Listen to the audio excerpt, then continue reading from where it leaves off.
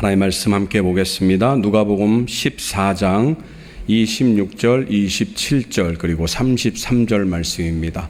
자리에서 일어나셔서 하나님의 말씀을 함께 봉독하도록 하겠습니다. 26절부터 함께 읽습니다. 무릇 내게 오는 자가 자기 부모와 처자와 형제와 자매와 더욱이 자기 목숨까지 미워하지 아니하면 능히 내 제자가 되지 못하고, 누구든지 자기 십자가를 지고 나를 따르지 않는 자도 능히 내 제자가 되지 못하리라. 이와 같이 너희 중에 누구든지 자기의 모든 소유를 버리지 아니하면 능히 내 제자가 되지 못하리라. 아멘. 앉으십시오. 여러분, 질문을 하나 드릴까요? 여러분, 오늘 말씀이 다른 날하고 다른 게 한 가지 딱 있습니다. 혹시 뭔지 아실지? 전혀 감이 안 잡히죠? 네. 제가 지금까지 주일날 설교를 하면서 2절을 넘게 읽어본 적이 오늘이 처음입니다. 오늘 3절을 장장 3절을 함께 나누겠습니다. 계속해서 제자됨에 대해서 여러분과 말씀을 나누고 있는데요. 지난주에 말씀을 한번 기억해 보죠. 우리가 주님의 참된 제자라고 한다면 그 주님으로 말미암아서, 주님의 말씀을 따름으로 말미암아서 주님에 대해서 알게 된다고 말씀을 드렸습니다. 그래서 주님을 알게 되면 무엇을 알게 되느냐? 주님 속에 있는 진리, 더 정확하게 얘기를 하면 주님이 바로 참된 진리임을 깨닫게 됩니다. 그리고 주님이 참된 진리이기 때문에 그 주님을 통해서 자유함을 얻게 된다. 이렇게 우리가 말씀을 지난 시간에 나누어 봤습니다. 그 말씀이 요한복음 8장 32절이죠. 한번 외워보도록 하겠습니다. 진리를 알지니, 시작. 진리를 알지니 진리가 너희를 자유롭게 하리라. 여세를 몰아서 마태복음 7장 20절도 함께 외워보겠습니다. 이러므로, 시작. 이러므로 그들의 열매로 그들을 알리라.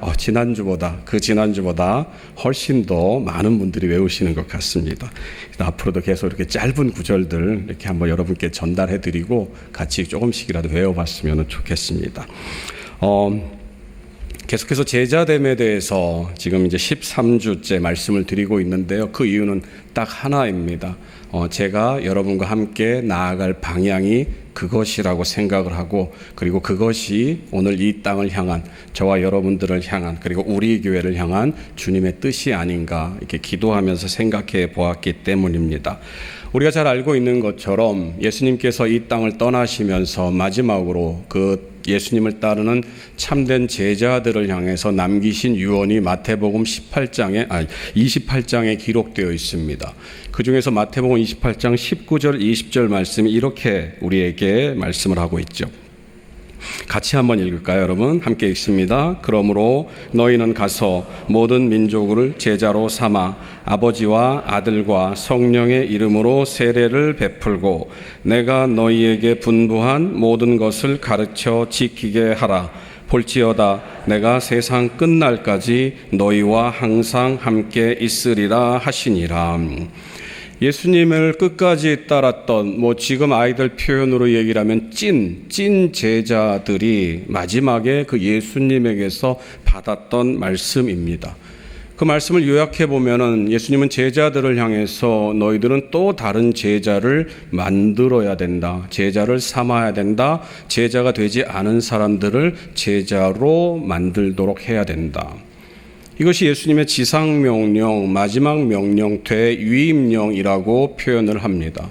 그리고 많은 교회들이, 이 땅을 살고 있는 교회들이 그 말씀을 붙잡고 많은 사람들을 제자로 만들기 위해서 열심히 노력했습니다. 그래서 인근 방방곡곡으로 나가서 사람들을 교회로 불러들이고 그 교회 안에서 그 사람들이 이제 생활하도록, 교인이 되도록 만들었습니다. 그래서 그러한 노력들로 인해서 우리 교회가, 한국교회가 이렇게 괄목할 만한 정말 눈에 띄는 성장을 했던 것이 사실입니다. 지금도 한국교회는 세계 그 기독교 역사상 이 정도 유례가 없는 이런 유례, 성장의 유례를 그렇게 보이는 그런 교회들이 많지가 않습니다.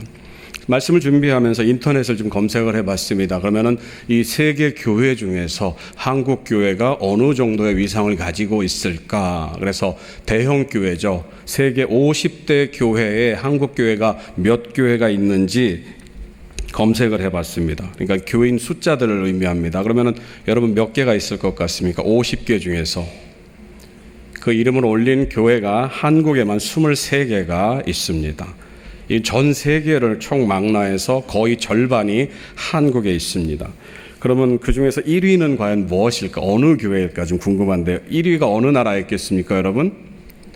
예, 우리나라에 있으니까 제가 이 말씀을 드리겠죠. 1위는 여러분이 잘 알고 계시는 대로 여의도 순복음교회입니다.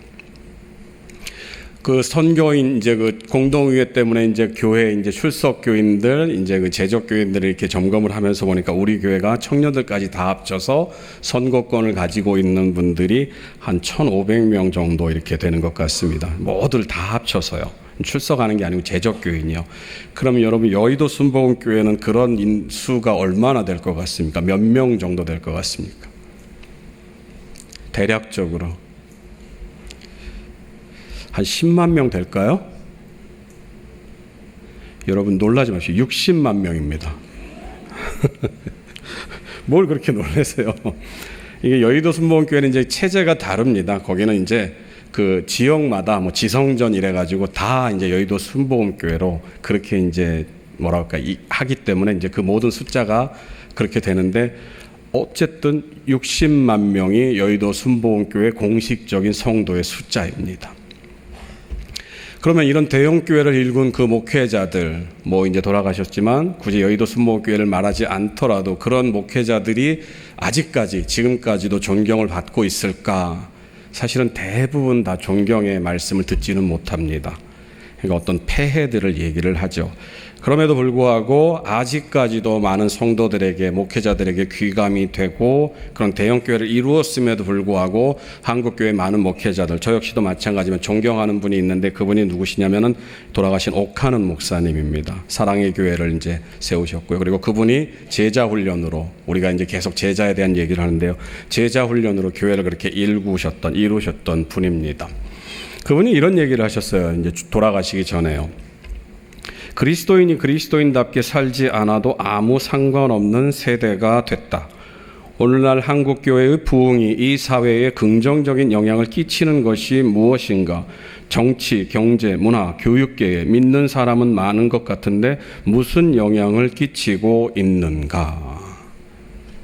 이 옥하는 목사님이 살아계실 때 자신이 설립한 그리고 자신이 행하고 있는 제자 훈련은 일정 부분에서 실패했다 이렇게 말씀을 하셨습니다.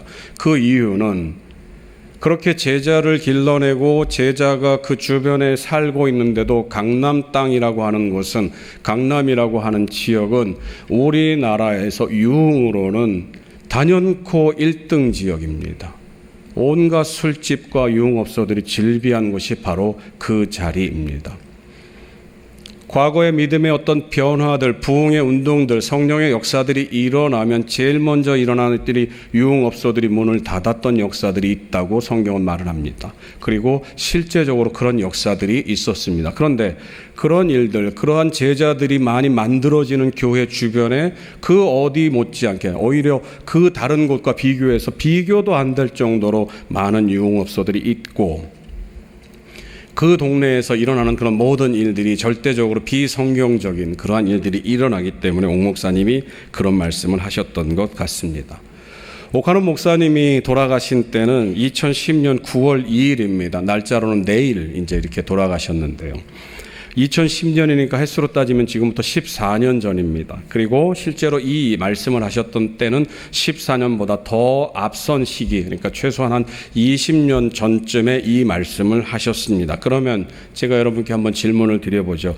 과연 그때랑 지금이랑 비교해 보았을 때 교회가 그때보다 더 하나님의 뜻에 다 가까이 가는 나아지는 모습을 보였을까 아니면은 그렇지 않을까입니다.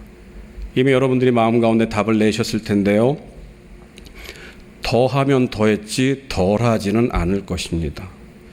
교회가 성장을 했지만 세상 가운데서 아무런 영향을 미치지 못했던 그 시기들이 시간이 계속 지나면 지나올수록 더하면 더했지 덜하지는 않을 것입니다. 그리고 심지어 지금은 그 숫자들도 줄어드는 그러한 때가 접어들었습니다. 그러니 교회가 세상을 향해서 아무런 영향력을 끼치지 못하고 있다고 해도 과언은 아닐 것입니다. 그럼 그 이유가 무엇일까? 도대체 교회는 계속해서 성장하는 교회들은 성장하고 제자라고 하는 그런 훈련들은 교회에서 계속 이루어지는데 도대체 왜 이 제자라고 하는 사람들이 교인들이 세상에 나가서 세상을 향해서 아무런 영향을 미치지 못할까? 물론 영향을 미치기는 합니다. 그러나 그것들이 이렇게 눈에 괄목할 만한 그런 모습들이 없기 때문이죠. 그 이유로 우리가 방금 읽어드린 마태복음 28장에서 우리가 함께 읽은 28장 말씀에서 찾을 수가 있을 것 같습니다. 다시 한번 마태복음 28장 말씀을 한번 보여주실까요? 그러므로 너희는 가서 모든 민족으로 제자를 삼아, 이렇게 얘기를 합니다. 그래서 많은 성도들이 제자를 삼았습니다. 그런데 그 뒤로 이어지는 20절 말씀을 한번 보시기 바랍니다. 내가 너희에게 분부한 모든 것을 가르쳐 지키게 하라, 이렇게 말을 하고 있습니다.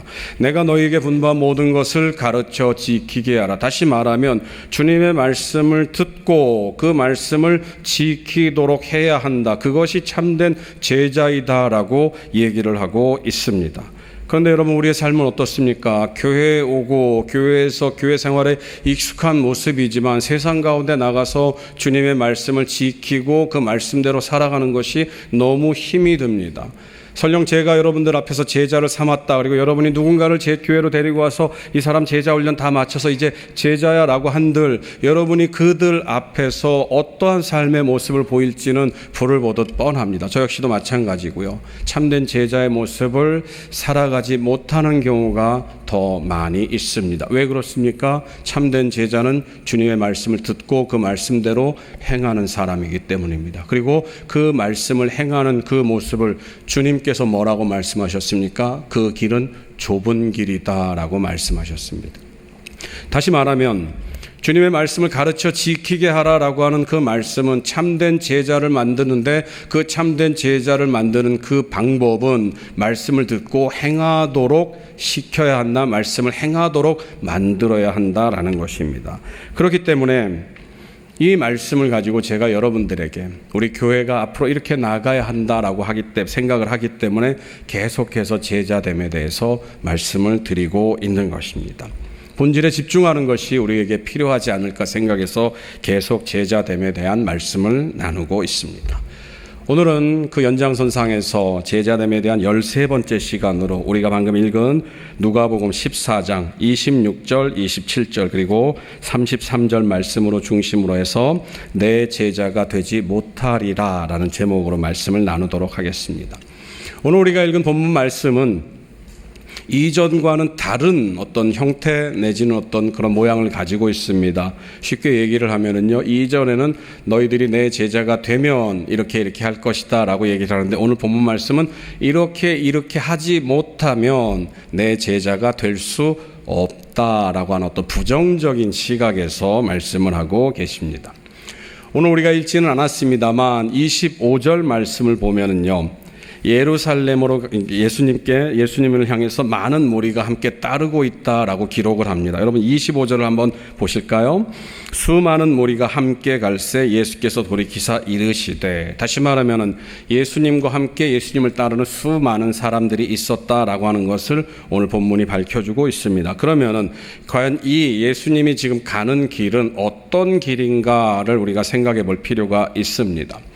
정확하게는 어느 시점, 어느 때인지는 알 수 없습니다. 그러나 예수님께서 그 길을 걸어가시는 이유를 누가복음 9장에서는 뭐라고 말을 하느냐? 이제 예루살렘으로 가서 십자가를 지어야 할 때가 가까이 왔다라고 예수님이 깨달았다고 말을 합니다.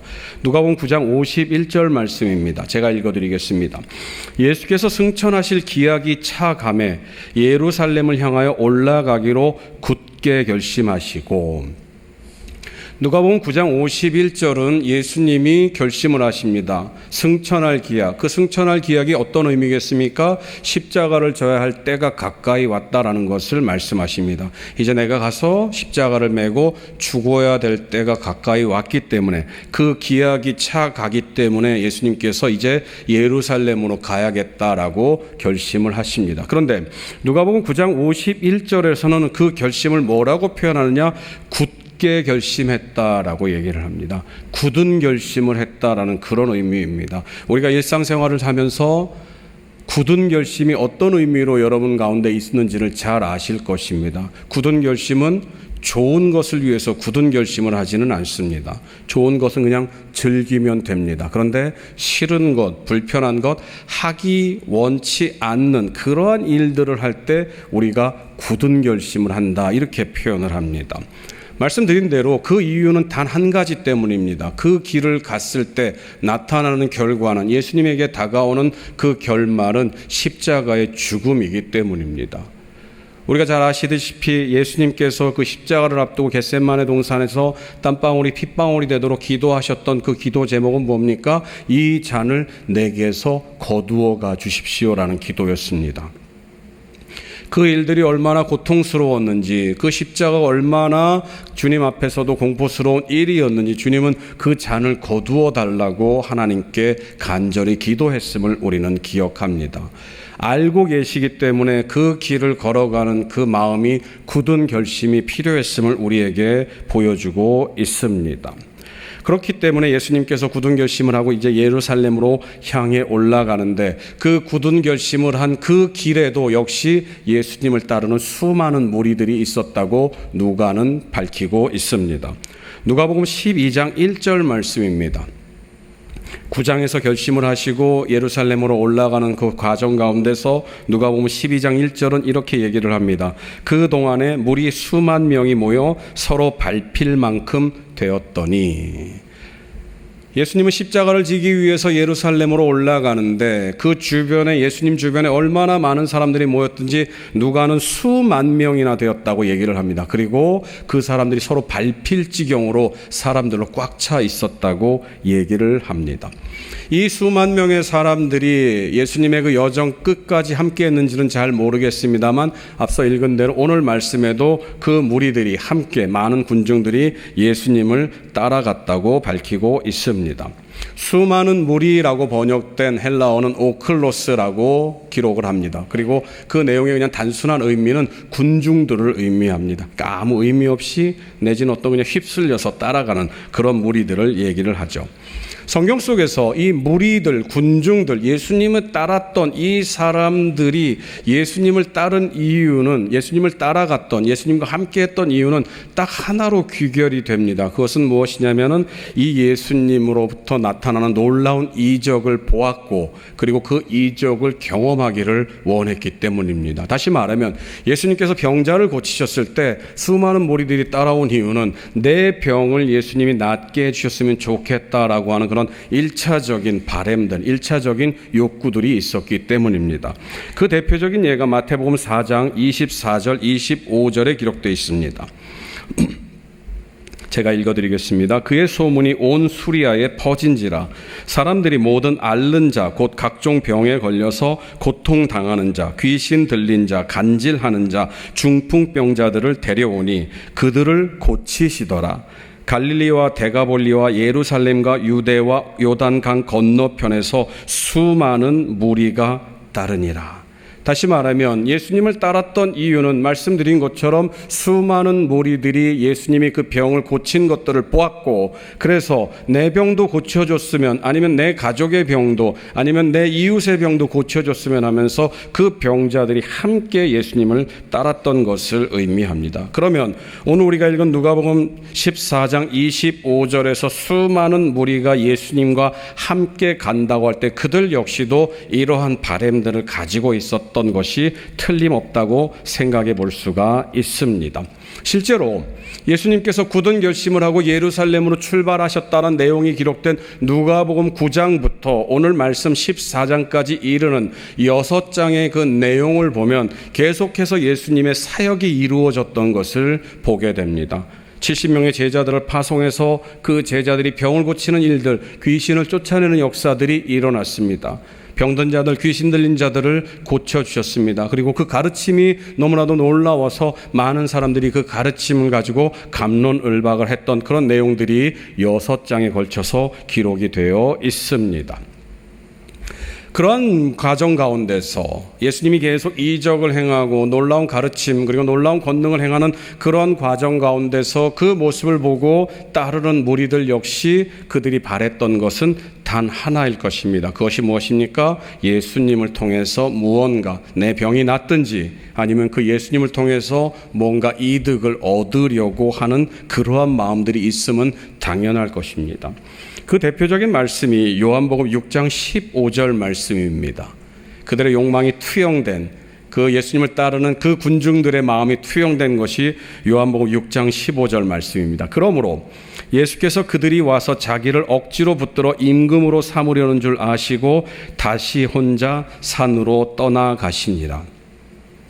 이 말씀, 예수님을 붙잡아서 이 예수님을 우리의 임금으로 삼으면 좋겠다라고 그들이 원했습니다. 그러면은 왜 그들이 그러한 마음을 가졌을까를 봐야 되는데요. 요한복음 6장 그 앞부분에는 무엇이 기록되어 있느냐? 우리가 잘 알고 있는 오병이어 역사가 기록되어 있습니다. 보리떡 5개와 물고기 2마리로 성인만 남자만 5,000명이 넘는 그 사람들을 먹이시고 그 남은 찌꺼기가 12광주리에 차고 넘치는 그런 역사를 눈으로 봅니다. 야, 이 예수님이 우리의 왕이 된다면, 우리의 임금이 된다면 최소한 우리가 먹고 사는 걱정, 먹을 것 걱정은 없겠구나. 예수님, 우리의 왕이 되어 주십시오. 이 예수님이라면, 예수님을 따른다면 분명 이 예수님으로부터 우리의 필요한 모든 것들을 공급받을 수 있을 것이다 라고 하는 그런 마음들이 이 수많은 무리들의 마음이었다라고 하는 것입니다. 예수님과 똑같이 예루살렘을 향해서 길을 갑니다. 그런데 그 예수님이 가는 그 예루살렘을 향한 길은 십자가의 길입니다. 고난의 길이고 좁은 길이며 그 누구도 원치 않는 그런 길입니다. 그러나 그 예수님을 따르는 수많은 무리들, 군중들, 자신들은 예수님의 제자, 예수님을 따르는 제자들이기 때문에 그 예수님으로부터 무언가를 얻기를 원하는 것을 당연하게 여기는 그 사람들이 가는 그 예루살렘의 길은 철저하게 개인의 욕망을 이루기 위한 욕망의 길이었습니다. 똑같은 길을 예수님은 십자가의 길로 걸으시고 똑같은 길을 그 무리들은, 그 군중들은, 명목상의 제자들은 욕망의 길로 걸었던 것입니다.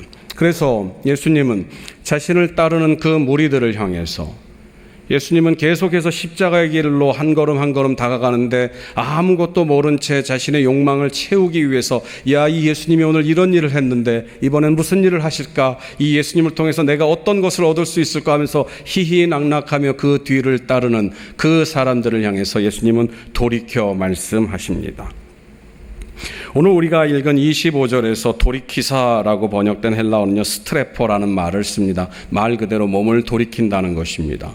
뒤에 있으니까 뒤를 향해서 몸을 돌이킵니다. 그런데 이 스트레포가 가지고 있는 은유적인 표현은 그 돌이켜서 바라보는 그 대상을 바른 길로 인도하기 위함을 담고 있습니다. 다시 말하면 그들이 예수님을 따르는 명목상의 제자들이 가지고 있는 생각이 전혀 예수님과 맞지 않기 때문에 그들의 생각을 바르게 인도하기 위해서, 그들의 마음을 돌리기 위해서 예수님은 몸을 돌이켜서 그들에게 말씀하고 계시는 것입니다.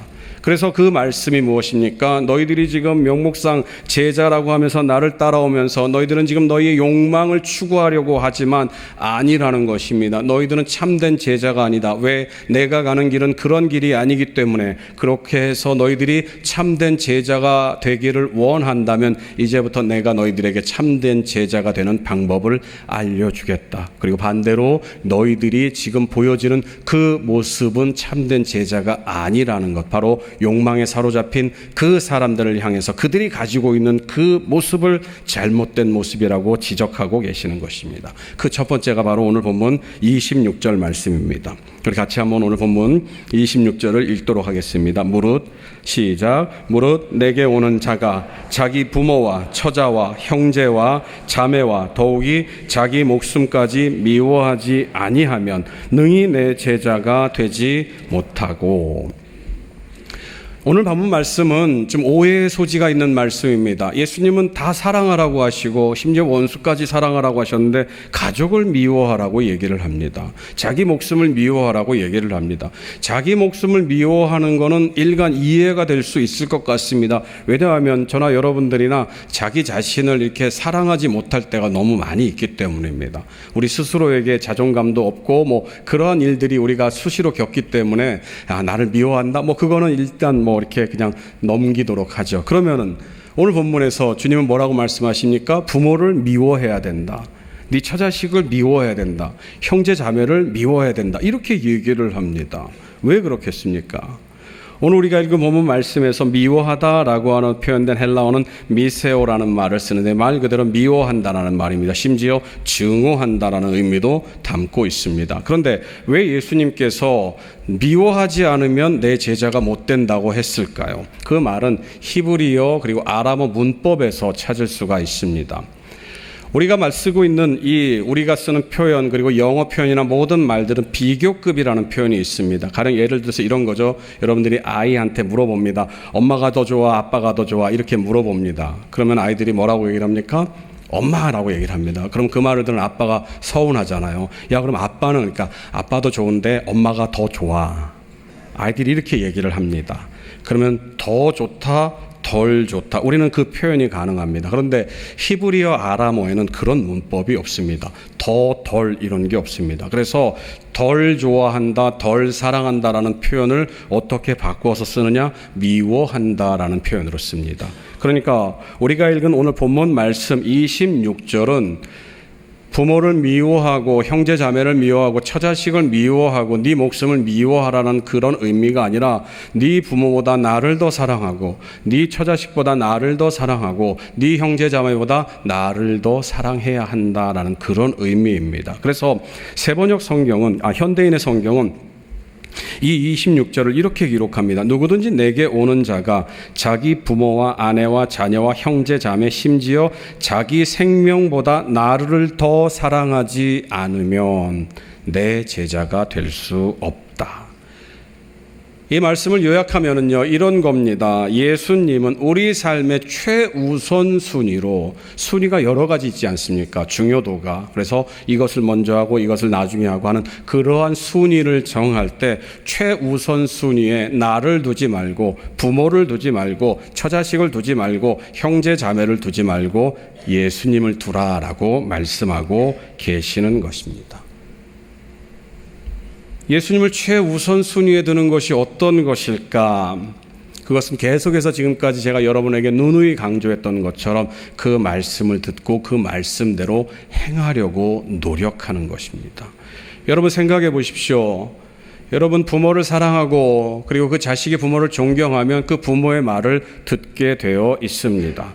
그럼 누구의 말을 더 듣느냐? 가령 예를 들어서 부모가 이런 얘기를 하고 부모가 아닌 다른 분이 이런 얘기를 할 때 누구의 말을 더 듣습니까? 당연히 부모의 말을 듣습니다. 왜요? 그 부모가 나를 사랑하는 것을 알기 때문에, 그리고 그 부모의 권위가 다른 어떤 사람들보다 높기 때문임을 알고 있기 때문입니다. 그러면 예수님을 가장 최우선 자리에 놓는다는 것이 무슨 의미겠습니까? 바로 그 예수님의 말씀을 세상 사람, 비록 내가 사랑하지만 그 사람의 말보다 더 높이 두는 것을 의미합니다. 바로 참된 제자의 모습입니다. 그러면 그렇게 될 때 우리는 어떤 결과를 얻게 되느냐? 우리는 그 일이 고난스러운 일이 되어버립니다. 왜요? 여러분 예수님의 말씀을 듣고 따르는 것이 힘겹기 때문입니다. 말씀드린 것처럼 그렇기 때문에 예수님은 그 길을 일컬어서 좁은 길이라고 말씀하시고 그 길은 좁고 협착해서 찾는 사람이 적다라고 말씀하셨습니다.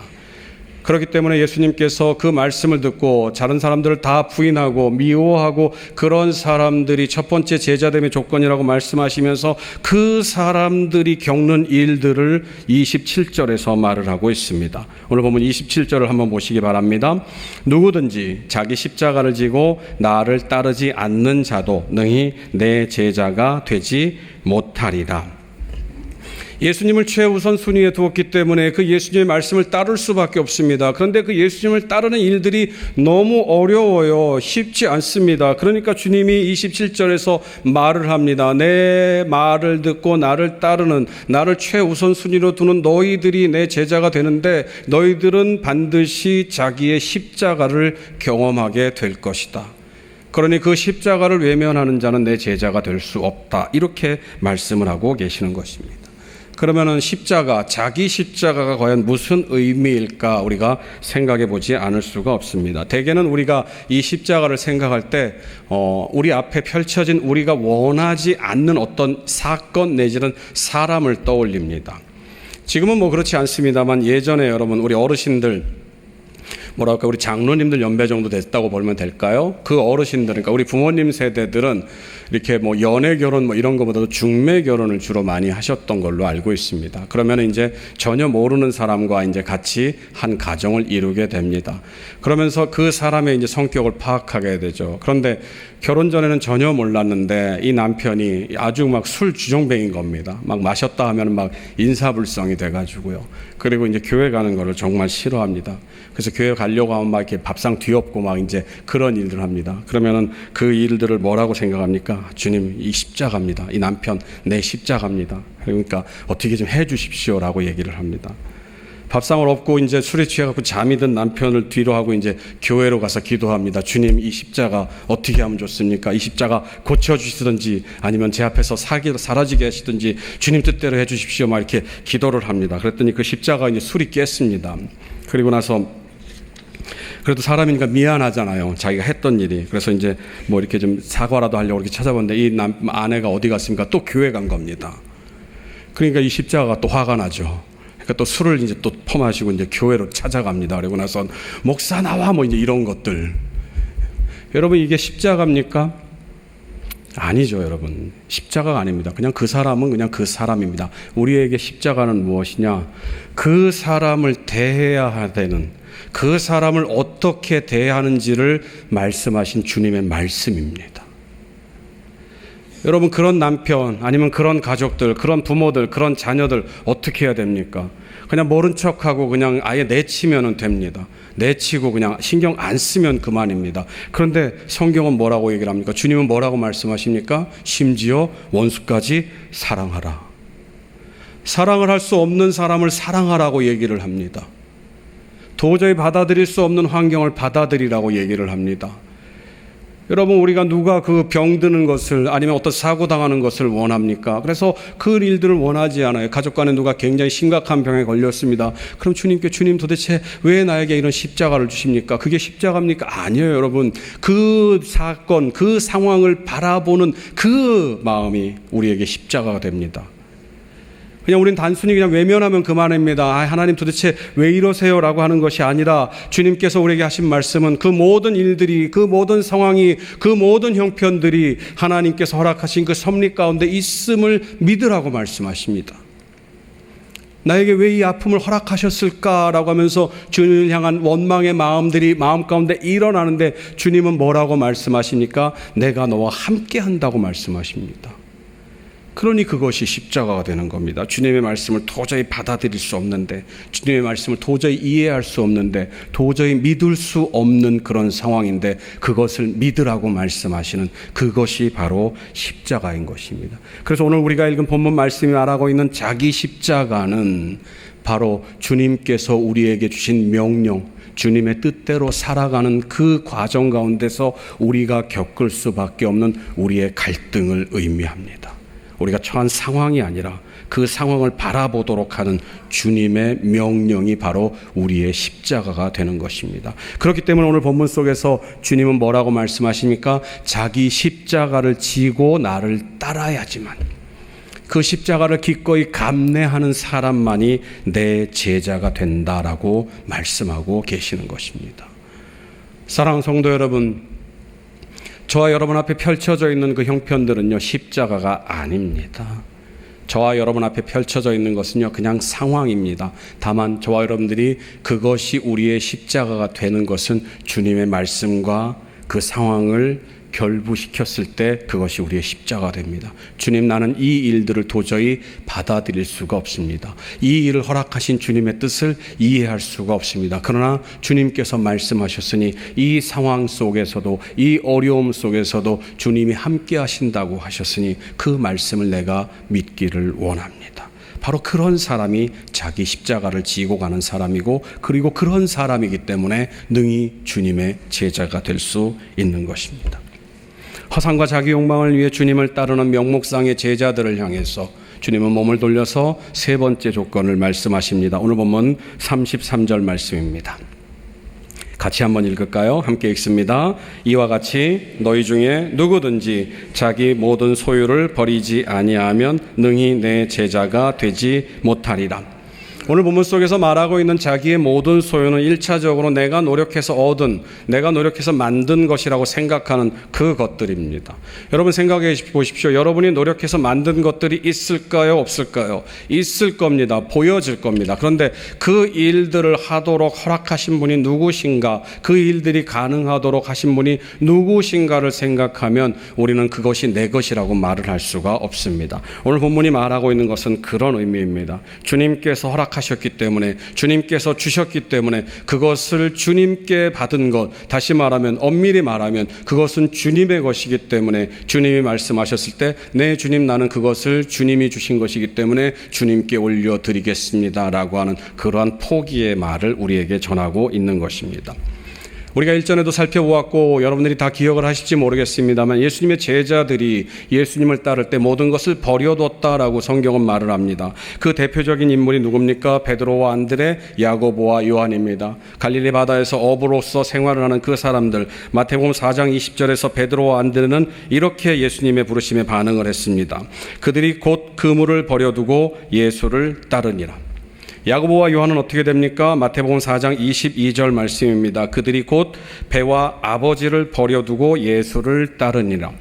기억을 하시지 못하겠습니다만 제가 일전에 말씀을 드렸습니다. 버려둔다라고 하는 그 말은 헬라어로 아피엠이라는 말을 씁니다. 말 그대로 버린다는 의미입니다. 그런데 이 버린다라고 하는 의미에는 두 가지 뜻이 내포되어 있습니다. 첫 번째는요, 책임져야 할 대상을 버린다는 의미입니다. 내가 무엇을 해야 되는데 해야 될 책무, 의무를 버린다는 말입니다. 의무를 버리면 여러분 비난을 받게 되어 있습니다. 당연히 해야 할 일들을 하지 않기 때문에 비난을 받습니다. 또 다른 의미로는 즐겨하던 것들을 버린다는 의미입니다. 즐겨하는 것들을 버리면은요, 비웃음을 당하게 됩니다. 그 좋은 걸 왜 버려? 너 그거 좋잖아. 야, 그걸 왜 버려? 바보 아니야? 이런 말을 듣게 된다는 것입니다.